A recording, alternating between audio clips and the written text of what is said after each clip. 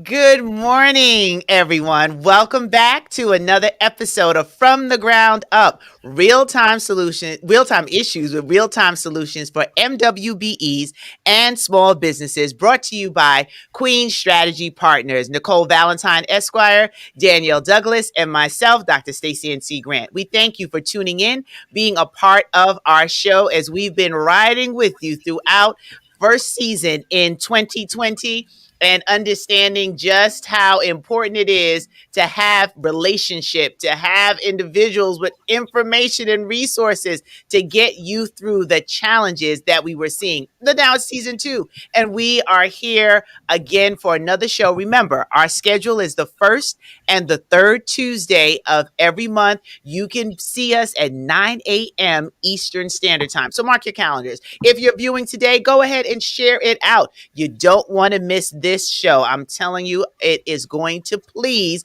but no one can tell you about the show better than my beautiful, talented, and phenomenal co-host, the one and only Danielle Douglas. Over to you, Danielle. Thank you, Miss Dr. Stacey N.C. Grant. I so appreciate you and thank you for the warm welcome. So we are so excited about this show. We got two great guests who are on and popping with their collaboration. And we're going to just kind of drill down a little bit today. So what's the topic? It's you found your JV. Now what? We thought it was so important that we, have, as we said, a real-time solution to possibly an issue. You know how it is. You know how when you just get married, you're all lovey-dovey and you all in love. And then after the wedding, when you got to go back home and, deal with the toilet seat being up, the toothpaste in the sink and all that stuff. And you're like, oh my gosh. And you have to find that harmony within the marriage, within the relationship. So we thought we've been giving you all the prep work, all the tools and resources and what you need to find your ideal partner. Now you found that person. Now what? So we are excited to kind of drill down, like I said, and go a little deeper with that. And so with that said, I'm going to turn it back over to my lovely co-host, Miss Dr. Stacey N.C. Grant, so that she can introduce our first guest of two of our guests, but our first one. So, Stacey, back over to you. Thank you so much, Danielle. I'm cracking up as you're talking about getting married and the toilet seat being up because one of our guests is recently engaged. So Yeah, and that I'm should sure be, you can relate because you got 3 men in the house, right? oh, And Lord. you're the only one who's got some estrogen flowing, in you. It's all testosterone. Oh, we won't get into that show today, but it is good being the queen of the castle. But I am excited about our conversation, and really, like you said, now what? You have this JV, and we have our phenomenal guest, the first one, born with an engaging personality, a love of all things music. It was clear that DJ Zeke would not only grow up to become a world-renowned DJ, but a multimedia entrepreneur that would play for international crowds as well. And that's exactly what happened. He's an experienced veteran in the entertainment industry and a permanent fixture in the New York club scene. More importantly, he is where talent, passion, and professionalism collide. I am a witness. He's known for his ability to connect to the millions of college students that he's DJ'd for. Shout out to St. John's, where I met him. DJ Zeke has been dubbed the club king. However, his talents don't just stop at the club. His growth in the music industry and his ability to provide excellent service to all audiences for all types of events has earned him a world-renowned reputation over the last 2 decades. Whether the crowd is seeking reggae, hip-hop, salsa, reggaeton, techno, pop, hit, or a master mix of it all, he keeps the party going and the energy. When I say sky high, people think I have energy. Oh, you've seen nothing yet. He's the CEO of DJ Zeke Worldwide, a multimedia enterprise that includes DJ services, full service production, lighting, photography, photo booth services, and so much more.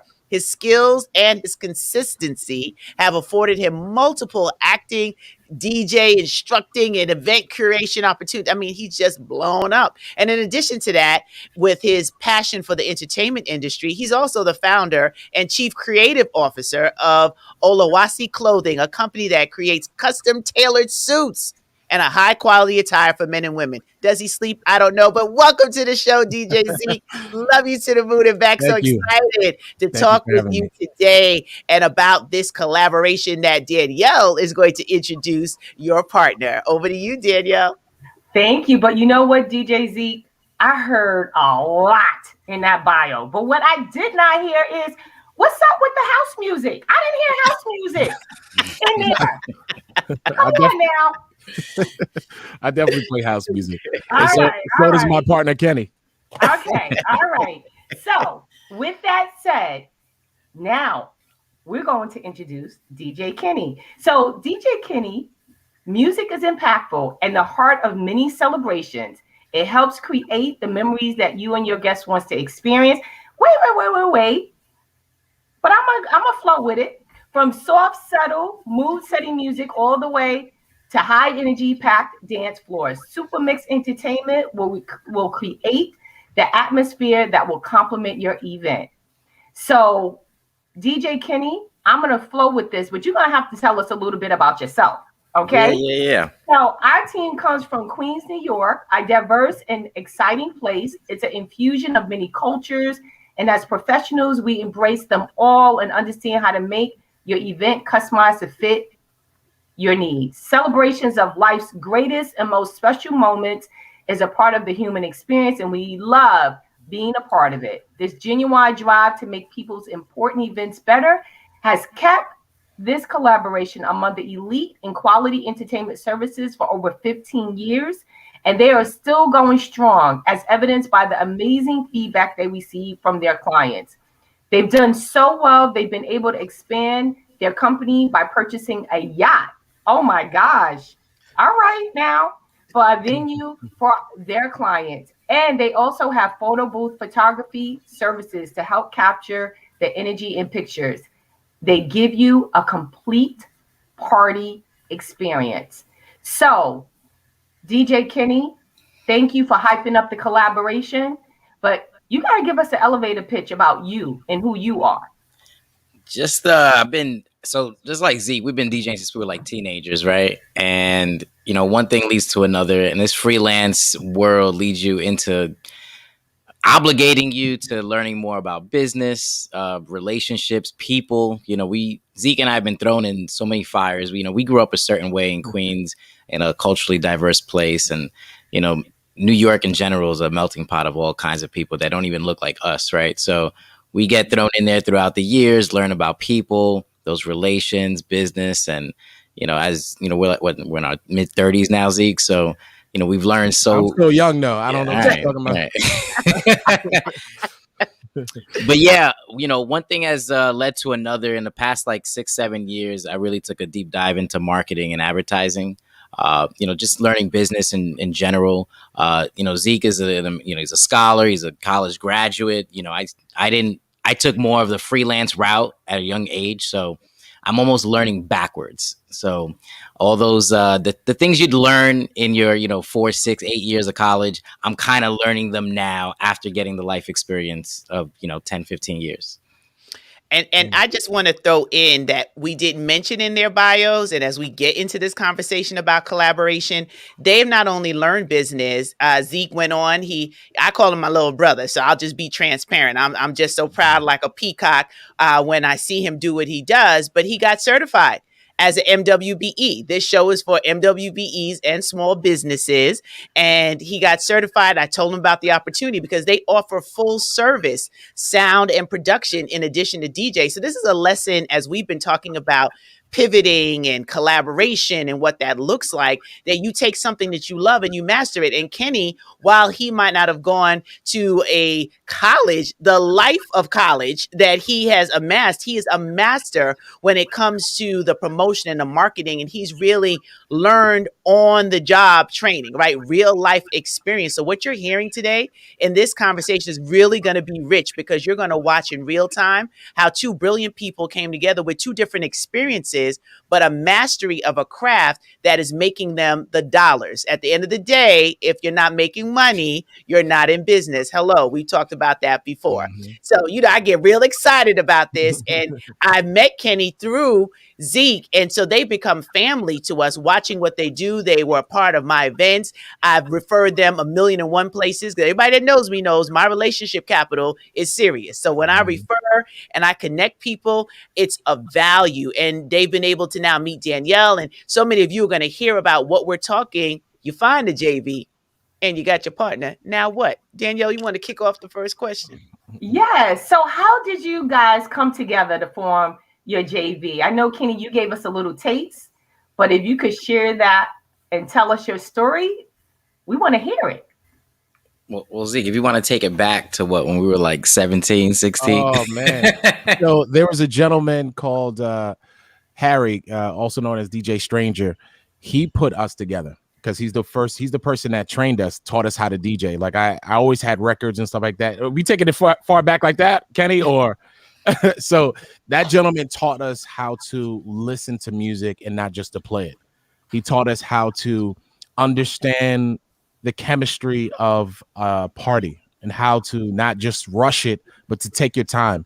And now we apply that to life. We apply taking our time, focusing, understanding our audience. And now that understanding has, I put that in my clothing line. I put that in my DJ company. I put that in production. And Kenny does the same thing when he focuses on his marketing, his strategy. He's a wizard behind that computer. So when it came to growing this business, he was like, yo, Zeke, you go in the front of the camera, you do what you do best, and I'm gonna go behind here and do what I do best. And that's when that magic happened, because he knew where to go, I knew where to go, and we just didn't stop. When we were tired, no sleep, we didn't stop. And just to give a little context, so when we were younger, we had a lot of time on our hands. We were figuring things out. We're like, we want to do this, do that. Come do my party. I'll come, help you do yours. And it was all love. And then business kind of swallows you up, right? So you kind of go with the money, where it's at. Who's asking you to do things. Next thing you know, we're both busy, so we don't even see each other for years, or we don't talk as often as we would want to, or what we did before when we were younger.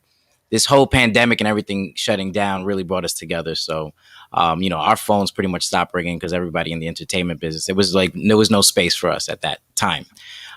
So we just started hanging out, and literally it was like, it was almost like college all over again when you're on a project, right? And you're like, hey, come stay at my place, and we're gonna bum it out here for weeks, months, whatever it is. And we didn't know what we were going to create. We just knew that we needed to do something. And one thing led to another. I think we were going live on Instagram and Facebook, just playing music, right? Feeling it out. It seemed like every DJ on the planet was doing that, which was fine. But I was more obsessed about, how do we get the sound better? How do we get the video quality better? What else can we do? And, it was all a learning curve to us because we never used any of these platforms, the streaming platforms like OBS and all this audio engineering stuff I haven't dealt with in a long time. So, it was a big, big learning curve. I remember taking weeks to a month just trying to figure out how we can go live on Instagram in the way that we wanted to, right? And he's like, you're okay? You look a little pale. I'm like, I'm not sleeping, man. You know what I mean? So this pandemic really brought Zeke and I together. We're very fortunate that I think that life took a quick pause and allowed this to happen. I think it reset a lot of people in general. Kind of, made you ask yourself what you really want, gave you a little bit of time to do things maybe you always wanted to do, and never really had the time or or made the time to do. So I'm really grateful for that, by the way. So yeah. Now, the one thing I heard you say, Zeke, was that you talked about your mentor, and that's the point of entry and the connector for you two. But in you talking about what he taught you both, it sounds like he gave you a clear mission and purpose. And so when you guys came together, I'm sure it made it easier for you to continue down that path of that value system and what you wanted to bring in your individual companies as well as collectively. So talk to us a little more about that, like what you think is the mission and the purpose of the JV. So our mission is really to touch the world, man. And I think that's what we're doing now. Just imagine we were just doing it because we were bored at one point. We were like, we didn't know what to do. I hit up Kenny, and Kenny was like, oh, come by. And we just kept on building. And we went from his living room to now we're in every city and every country that speaks English, from Europe to Canada.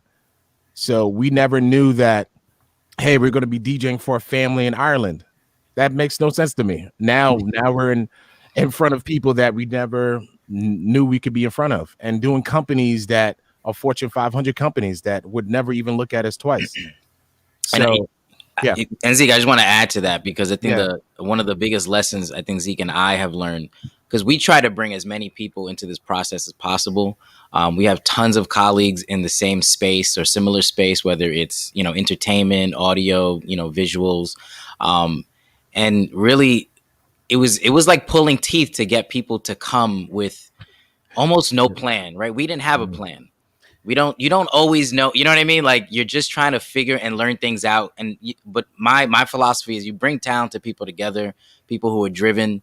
Eventually something's going to pop, right? You're going to come, because if the organization is there, if, the skills are there, the consistency is there, then something's going to happen. And what we saw was those people who stayed and those who didn't, right? People who came once and those people who wanted to be part of it, but didn't want to stick around long enough. Yeah. Like, if there's not a check on the table, I don't want to come.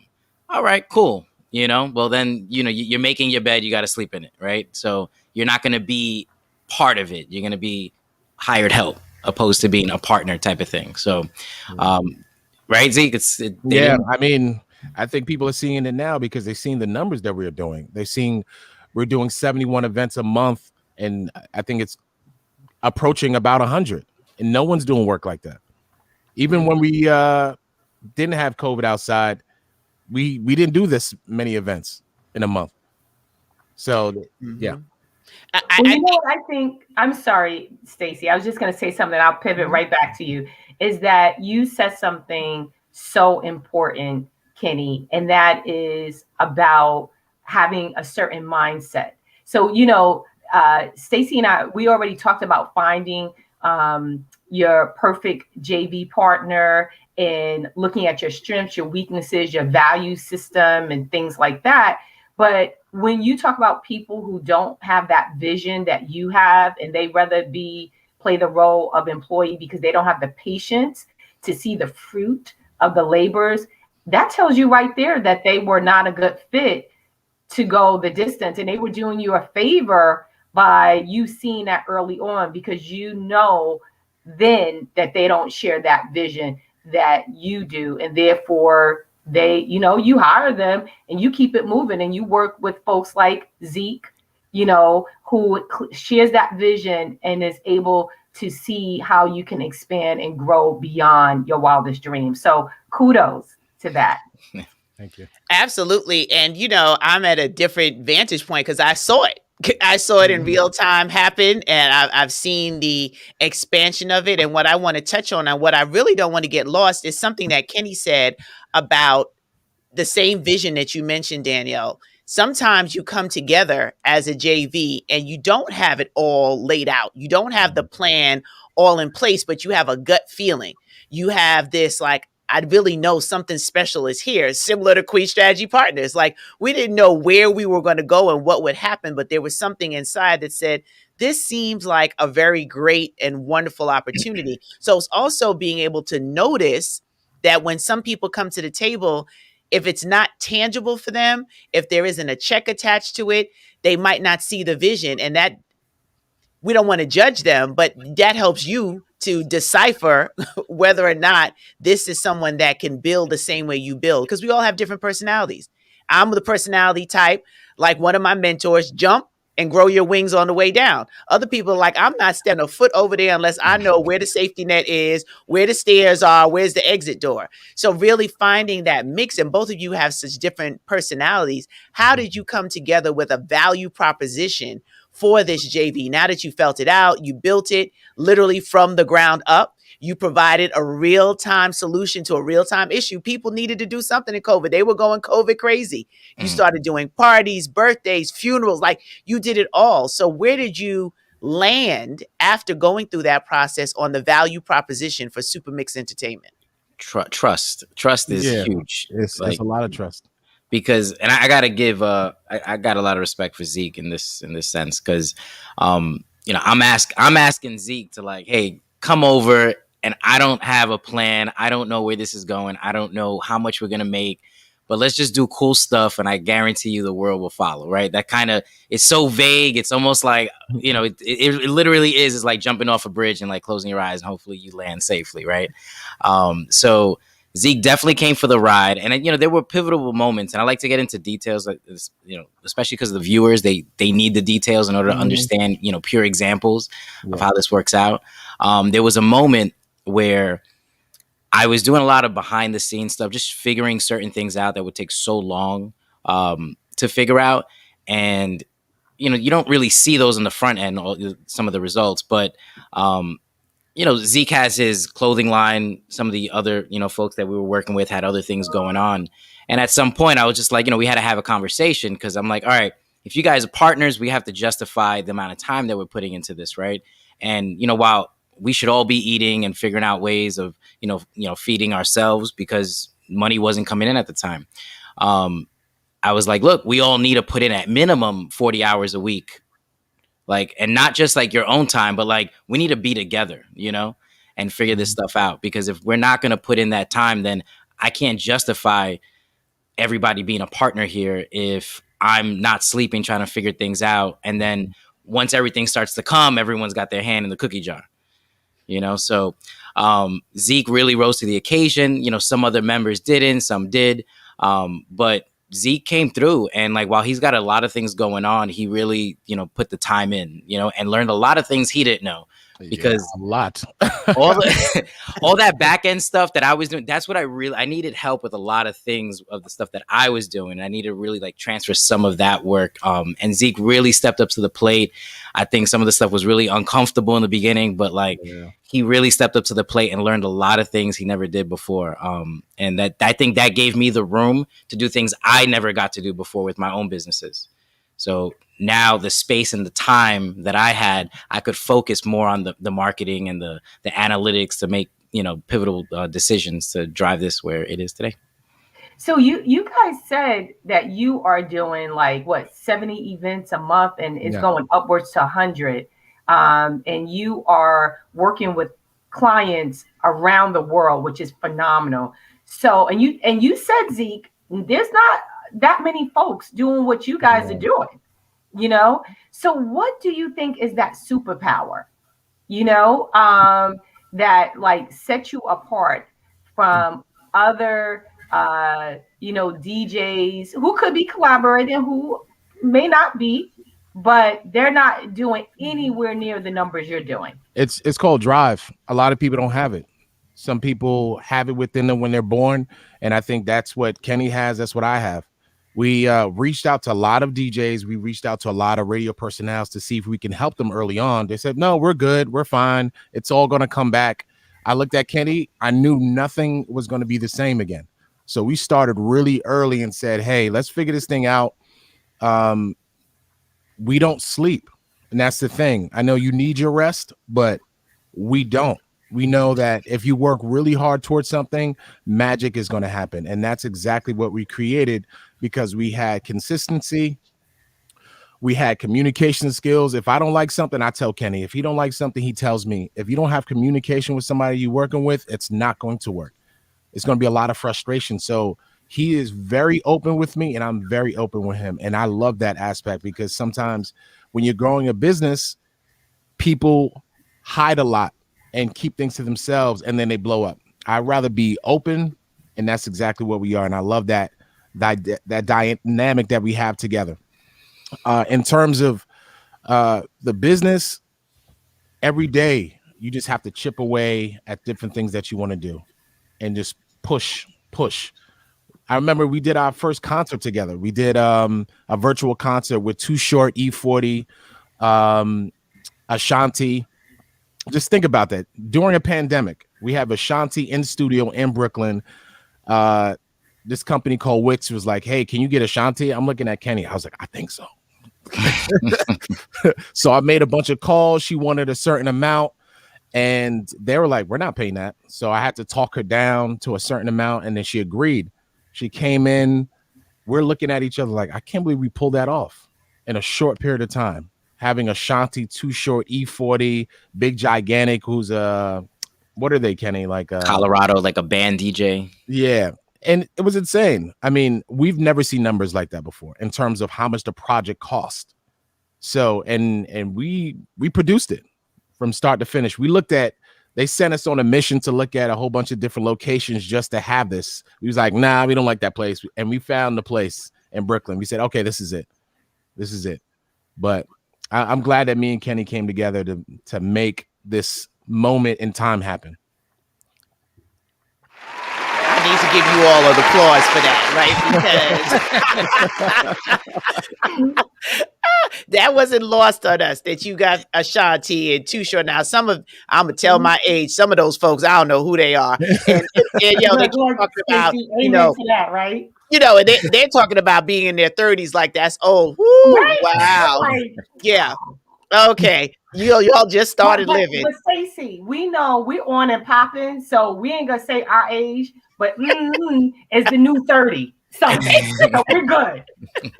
Exactly. But I love so much of what you shared about communication and talking to each other about how you feel, because it is a new venture, right? You find this JV, it's exciting in the beginning. Danielle said when the toilet seat starts getting left up, using the analogy of marriage, you're like, I don't know if I can live with this person.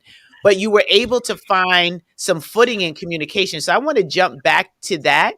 And how easy was it? There are a lot of people who are watching our show, tuning in, considering a collaboration, considering a JV. What would you say was your story behind the scenes? Was it that easy to communicate, or did you have to grow to that space where you could actually tell each other honestly what you felt? I think we've always been honest with each other. I mean,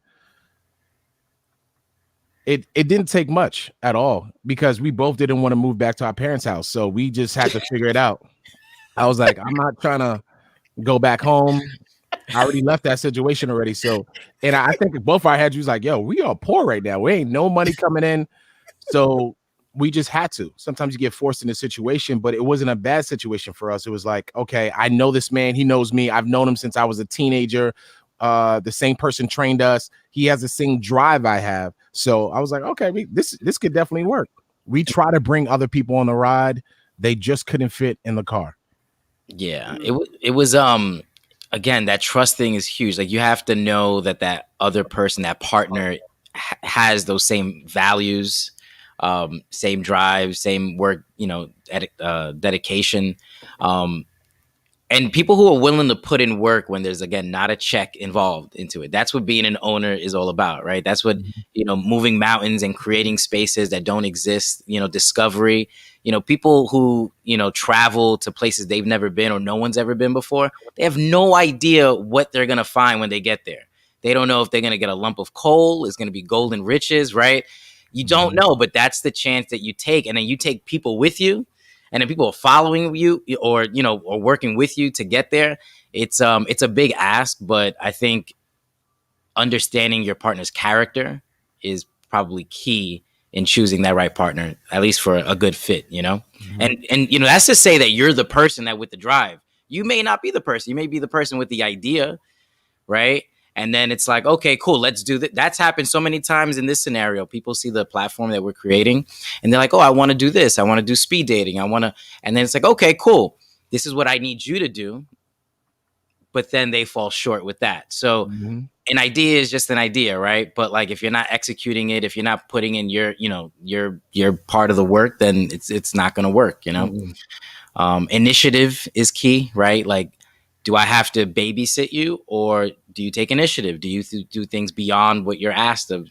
And as a partner, that's necessary, right? Because you want to come back to the drawing board with like new things, right? Not just the things we asked you of or we talked about. So, you know, Zeke knows I get into wormholes with things. I may start, you know, talking about visuals, but I end up doing, you know, a 5-month audio class or something, you know? So how that happened, I don't know, but it was all needed, right? So, yeah. And you know what I would say, just like a marriage, each partnership creates their own values, their own vision, you know, of what's important based on the individuals, right? That make up that collective whole. But something else that you said, and I want to build upon that, Kenny, is that you did talk about like how you were trying to figure something out and Zeke jumped in and he stepped out of his comfort zone, you know, and so there's some collaboration there. Clearly there's collective collaboration, but he's willing to step into your space. And I'm sure sometimes you have to step into his space, right, of where his expertise is. But how do you walk out your roles, you know, and capitalize on one another's strengths and compensate also for one another's weaknesses? What does that look like? I had a DJ. I haven't DJ'd in like a year, and Zeke is like, "Yeah, I can't make it." That I'm like, "Okay, have we found anybody?" Nope. So I had to step in, and you know, believe it or not, I've been DJing for 15, 20 years, and I had 300 events later, virtual events later, I still have not DJ'd a virtual event, right? So just because it's been so busy behind the scenes, and Zeke has taken that role, so. You know, I was put in the fire. I think I didn't really realize I was going to do this till that morning, but I lost my train of thought. What was I'm so sorry. The question. Well, the gist of what I was asking is that, you know, you both have your roles, and it sounds like sometimes you, like we said, you spill over, you know, you were telling us the story about how Zeke, you know, rolled up his sleeves and learned something. He had no idea what he was doing, that really that's your expertise. But overall, how do you determine who does what and how? So that's one thing. And two, how do you allow one another to shine where your strengths are and compensate for one another's weaknesses? So that's kind of like a two-part question. Z, can I give a quick example? Yeah. I think because, all right, there was a moment, and again, money wasn't flowing heavy at this point. And I was like, you know, for our social media page, we have these 1 to 2 hour events that are fully recorded, and we want to take the snippets of them and post them on our social media page. That takes time. And while I was trying to do a lot of things I've never done before, I was like, Zeke, can you take this role, right? And you know, it was a slow yes, because I don't think he really wanted to do it, right? And I asked a couple other members, a part of the team, and it was kind of a slow moving thing. And you could just tell you could feel the resistance of like, okay, this is just not what they either want to do or they're good at, whatever it is. So I was like, okay, you know what? Instead of being upset that these folks didn't want to do it or just didn't, you know what I mean? It wasn't, we figured out an alternative. We hired somebody to do that, you know? So now we manage that part. So, again, I'm not expecting people to do things that they're not comfortable doing. Although I think there's some expectation of doing uncomfortable things until you get comfortable doing them. So, but that was just one example of like, okay, I could have easily said, Zeke, you're a terrible partner because you don't want to edit video and post it on social media. But that's not the case. You know what I mean? Zeke has other things going on within the business as well. So I think it's also understanding our limits or each other's limits and not pushing each other to a space where we're like, okay, this doesn't work out for me anymore. Yeah, but I mean, in terms of like putting, you know, each other in uncomfortable situations, I don't think it's necessarily uncomfortable because Kenny knows how to DJ. It's just sometimes you have to be pushed in the fire. Sometimes I remember he was like, hey, normally he does like, I do the initial calls with the client and then he does the demos with them so they could see exactly what we do. I get a call 10 minutes before a client meeting that he's supposed to be doing. He was like, yo, you got it, right? Okay. All right, let's do it. How do you turn the computer on? So I jumped on I the can call. relate to that one. Yeah. So I mean, I just jumped in the fire, man. I knew exactly what to say to these people. I'm on the calls all day, every day. So it wasn't something hard. It was just like quick adapting. I think that's the biggest thing I've learned with this relationship is being able to adapt to any situation. Whatever's in front of you, you figure it out. Because if not, somebody else is going to do it, and then they're going to beat you to the punch. So we learned that, hey, if we don't do it first, somebody else is going to do it. And it's okay to mess it up, right? You don't know what you're doing. It's all good. Like, you know what I mean? It's not end all be all, right? If this conversation doesn't work well today, then I hopefully learn why that is. And then the next conversation will turn out a little bit better. So I think also understanding that, all your decisions you don't have to live with the detriment of, making a mistake for the rest of your life, especially within your business, that it's supposed to happen. It's natural. It's part of the process, right? To like mess things up a little bit. Sometimes we throw wrenches in the system. Like, all right, let's just do this. Let's do this backwards. Right. And then just to see what happens. Right. And we're like live at an event and everyone's looking at me like, oh, why are we doing it different? And but so we do this to each other all the time. I think it's an entertainment thing. It's kind of like, we're always kind of make the job harder to see how far we could push each other or ourselves. So I think it's a good growing method or strategy. Yeah, because you don't want to be doing the same thing repetitively every single time. So I remember there's a few times that Kenny was like, yo, can you switch this up? Because, we have a certain segment that I have to introduce something, but I can't introduce it as if I just got there. I have to just do it. So, just flowing and being accustomed to change, I think it's another key point. Being able to change, because a lot of people are stuck in their ways after a certain age and they just want to do what they want to do. You're not going to grow if you don't adapt and change. Absolutely. That's the older folk. I'm still young. I'm a millennial, but I appreciate what you shared when you talk about some of the strategies that you had to implement, because that's for entertainment, that's for construction, that's for professional services, is really looking at how you can integrate something new and to keep it fresh and alive. So we'll take a commercial break and actually play one of your trailers. Oh, let's go to the virtual one at the bottom right. Okay. All right, the virtual one. This one? Yeah. Okay, got you. That might be the older one. Wow. Yeah, that might be old. Oh yeah, that's old. Oh, this is great. This is so good. This is how we started. And then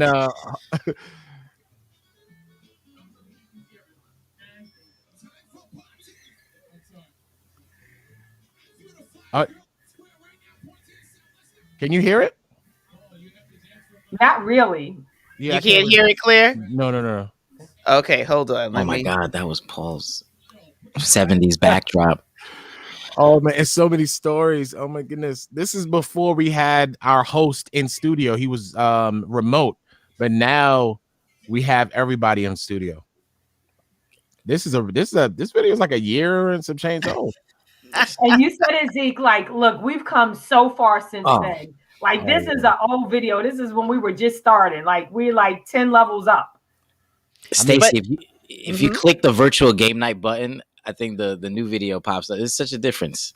Okay. All right. Let's try this one.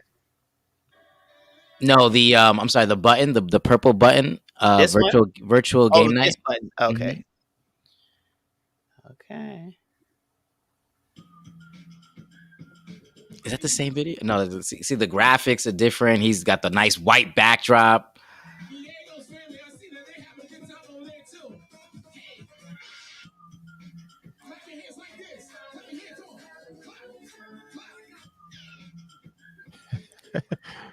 Make sure you're pointing over to Emily.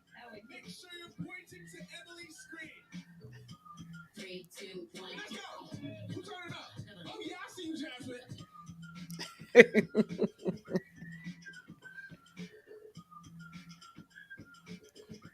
is the loudest kid in this Zoom right now?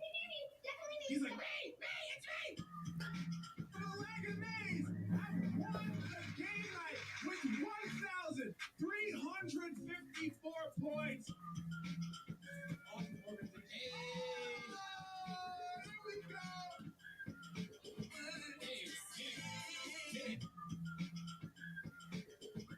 That's the $1 million video, Zeke. Man, The one that gets all the work. that's the video that changed it. But you saw all of the creativity that was inside that. And I want us to, one, of course, highlight Super Mix. We're talking about collaboration, JV, and actually showing the audience what we're talking about. And that looks easy, but there's a lot of behind the scenes that goes into creating those experiences for your clients. And that has garnered you the opportunity to have close to 100 events. And these events are corporate events, they're family events, they're school events, and international events. So it's really a case study for our whole conversation around collaboration in JV, because this didn't exist in 2019. No, You've only been around as a collaboration in JV from 2020 to 2021. Am I correct? that is correct. So it's the power in being open to something new. When we started this show, Danielle talked about the ability to really pivot, the word that everyone's tired of hearing, the pivot word. But you were able to do that. You saw an opportunity, and there were other people in the industry who thought, everything will go back to normal. And now they're scrambling a year later to be able to have sustainable income from their entertainment business.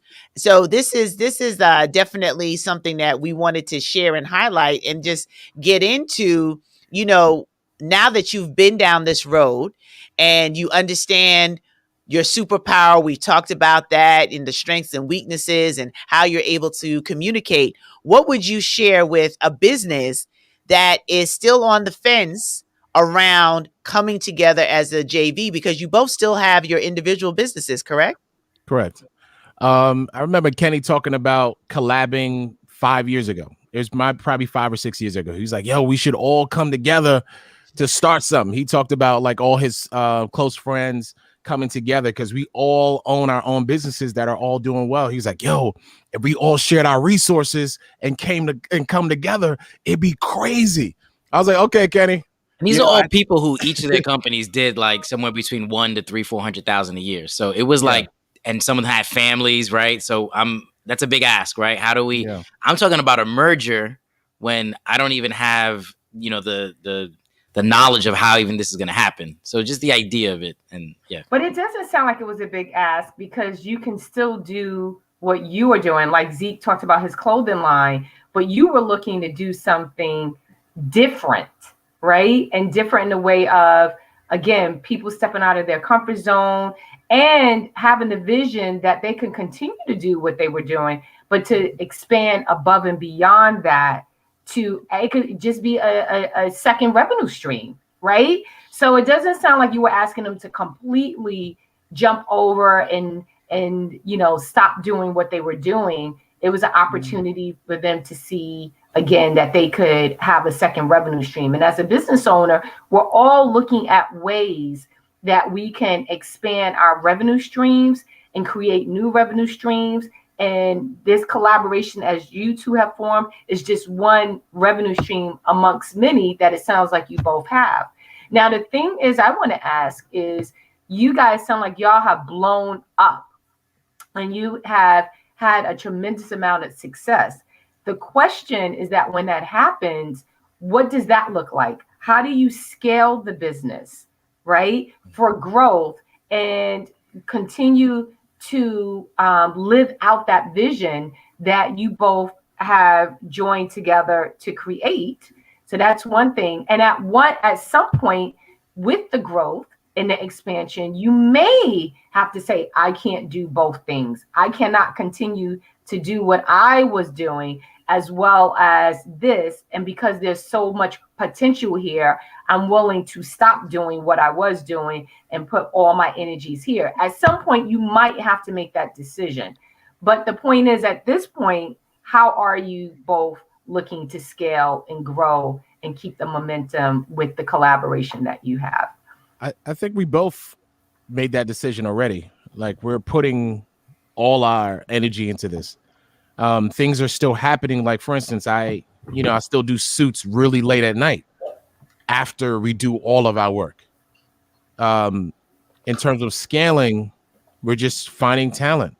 Kenny now has a clone. He has someone that can do like 75% of what he can do. And, now we're all training different people so we can not necessarily walk away from the business, but look at the business like, okay, now it's growing because we don't have to be hands-on all of the time. We can allow other people to grow within the business to allow ourselves to move back a little bit and enjoy the flowers that we have planted. I as a person who I have, this is probably the third 6-figure business that I've grown. It's happening faster and faster, like starting the idea and then executing it, right? A red flag I've noticed just from experiences with different partners that I've worked with is, if you watch Shark Tank, they'll say who's running the business. Do you go to school? Are you a full-time dentist? They don't want to hear that you have a full-time job and this is your side business. Like if because we're gonna put in all our resources. If I'm as the person as a partner, I'm coming to you to say, hey, I want you to be a partner. I'm gonna be putting 100% in. And guy like me doesn't want to hear that. Hey, sometimes I'm, climbing mountains, and then I'll come I'll come answer you when I come back. Like, I don't care. You know what I mean? Like, that's not my business. So, like, as much as I respect it, if we're partners in something, especially so early on in growing something, if you want it to be monumental, it's really, you got to eat it, live it, breathe it. You know what I mean? You got to all of it, right? And there's no room for sometimes I'm here, sometimes I'm not. That was one of our partners, right? It was that situation. It was like, hey, I'm here for it, but I have other things going on, so I can't really. One toe in. That person had one toe in. I mean, I went as far as getting a whole. I'm looking at a bunch of screens in my house. I've never had this many screens, things plugged in. I bought 2 extra computers just to keep up with the work. I've never had to do that. And Danielle, there's a real struggle too with the scaling part, because we've scaled it to this point, and now it's so easy to get caught up in that hamster wheel of now servicing your business without it falling apart, because you created everything, right? You know how things work, the processes, and it may not be functionable for somebody else to do it. So now you have to redesign how you built the whole thing in a way that someone else can learn it. And amen. That is a job that I don't. Yeah. It's tough, right? So we've actually spent a good amount of time in the last couple months just really trying to figure that out, so that we can do more delegating on a higher level. But we have now the resources to do so. Before it's like we have to do everything, right? Because there's no money coming in. But now that there's money coming in, it's like, okay, cool. We still are working the business 100%, but from a different perspective. Yeah. But sometimes it's good when you have to be boots on the ground and roll up your sleeves, because then you know how to create that system. You know all the steps that it takes for it to be a very thorough process and system, and be able to teach better. So kudos to you all that you both have understood that early on, and you're already starting that process to start creating systems so you could continue to grow the business. Absolutely. I think that was key for you to share that, Kenny, because a lot of businesses and business owners, you have it in your head, one, speaking, and then you have to get it into a standard operating procedure so that you can duplicate yourself out. Right? So there's a difference between working in your business and on your business, and you grow into that. And we've talked on this show about different ways in which you move from bootstrapping to actually scaling and seeing the profitability. So I have a wild card question. So would you build this business up to the point where you would sell it? It's possible. We never really talked about it, but we have other exit strategies of how we can maybe. No, don't share too much. But you know what do they say? If I tell you, I may have to kill you. What's that saying? let's just say that it may the process is going to be easier to allow everyone to have a chance to do what we're doing. Okay.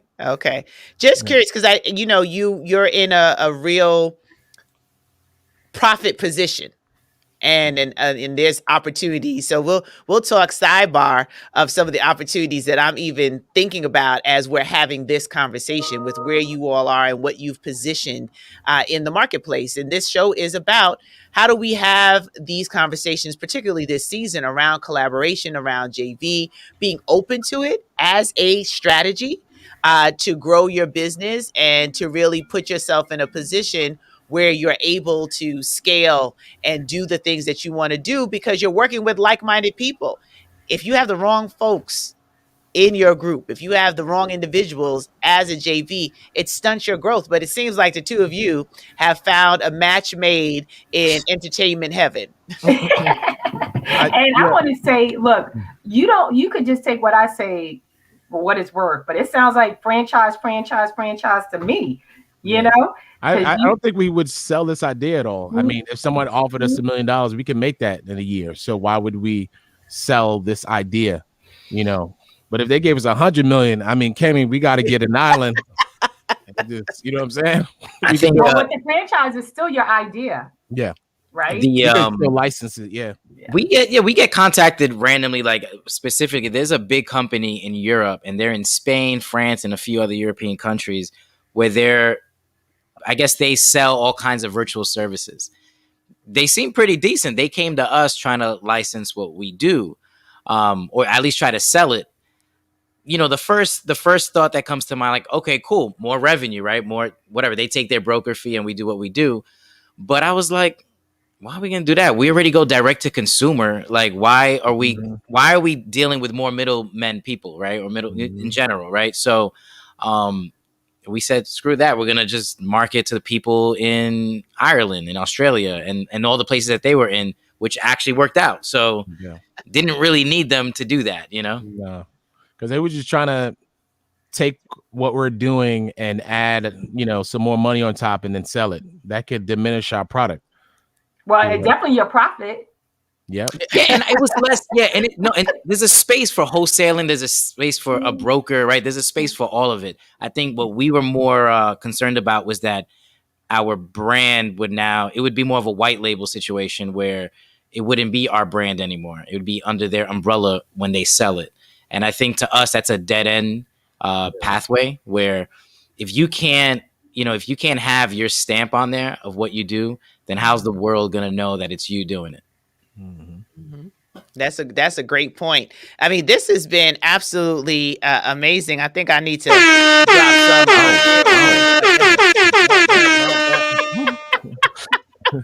You know, that's my little mix. I'm not Super Mix Entertainment. That's Little Mix Entertainment.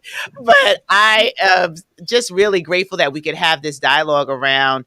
You found your JV, now what? And you really have shown and talked through what it looked like in the beginning, not having a plan, but creating a plan, and now reverse engineering some of the structural pieces that will keep it solid as you move forward. So what other advice do you want to give as we start to wind out the show today? Do you have some advice for small businesses who've been suffering? Not everybody has been thriving through COVID-19, and especially those in your industry that didn't see a bigger vision, or maybe people in professional services. We deal with a lot of individuals from a variety of backgrounds. What wisdom can you share with them today as we start to wind down our conversation? We'll start with you, Kenny. It's competitive. Business is a sport. It's a contact sport. And if you don't look at it like, if you look at it like, hey, I have something, it's cool, and I make money out of it, fine. But one day someone's going to come swallow you up and, chew you up into a million pieces because they're going to have a way better idea because they were thinking about it. So don't keep yourself vulnerable in any space, right? Continue to grow, continue to innovate, try new things, mess things up. Every life is an experiment, and just build from that and be okay with that process. And I think anybody who follows that ends up in a pretty good place in the future. When you said they would swallow up, this is what I said. Yeah. Over to you, Z.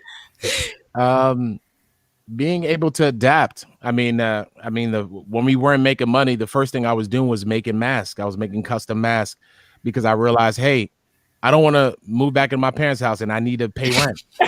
So We got that. I had You a suit, been clear on that, Zeke. yeah, because I And for the really record, his parents have a nice house. I'm just saying. Nice house.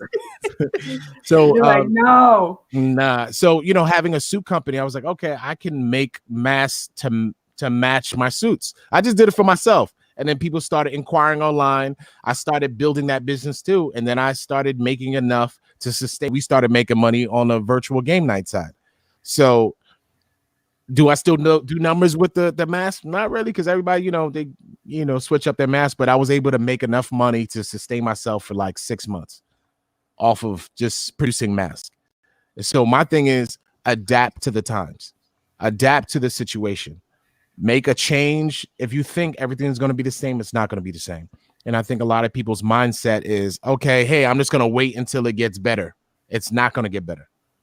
I saw a lot of companies fold, because they weren't able to adapt. I saw a lot of DJ companies sell all of their equipment because they couldn't adapt. They said, oh, nah, bar mitzvahs are going to come back. Weddings are going to come back to the same. It's not. A lot of people failed because they stayed still. Always move. Something else will open up. If you have the eyes to see it, right? Yep. Right? Because it's all about perspective. That's it. Absolutely. Absolutely. Well, you all need some applause for that because you did it. You did it, you made it happen, and you're doing it and scaling. So that is just absolutely awesome and amazing. I just put back up your site, Supermix Entertainment. You can find them online. We appreciate that you've taken out the time to just walk through this experience. This is what we've been focused on with collaboration, and to see it in real time and to know from behind the scenes just how this has been great. I know helped a business owner today, because this might be the lifeline that somebody needs. When you say dial a friend, you might really need to dial a friend to be in business and collaboration so that you can survive these interesting times that we're living in. We know what the statistics say, but there's still billions of dollars that are being made during these times. And we want all of the businesses that watch this show to be on the side of being able to earn what they require in order to have a viable business. But my partner, Danielle Douglas, the beautiful, talented one, will close us out today. This has been a great show. Thank you so much, gentlemen, for joining us and sharing your story. Appreciate you.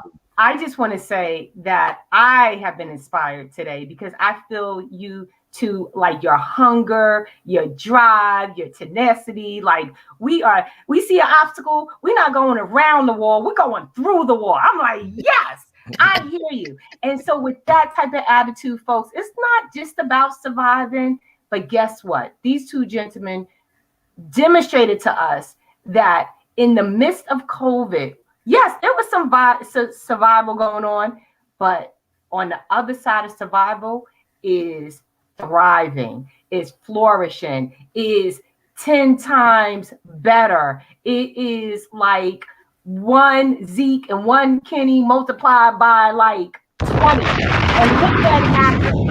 And so this is a testimonial to the power of collaboration. And so we are here again in 2 weeks. We're going to continue to bring it to you all. We just ask that you join us because we feel like we're your partners. Okay? So keep coming every Tuesday. Not every Tuesday, every other Tuesday. But keep coming every other Tuesday, 9 o'clock. Miss Dr. Stacey N.C. Grant and me, Miss Danielle Douglas. We're going to be here again. But we want to say, Mecca, thank you for always being here, showing up. And yes, I saw your message, and I am excited for you, Mecca, that you did one project and you on to another. So let's give it for Mecca as well. So as I always say, we give you the information, but it doesn't become wisdom until you apply what we share with you. So we hope that these next 2 weeks are productive and profitable for you. And again, we look forward to seeing you in 2 weeks. But until then, make it happen. Enjoy the sunshine and the fresh air, and have a great Memorial Day weekend. Thank you so much for having us. Thank you. Absolutely. Bye bye.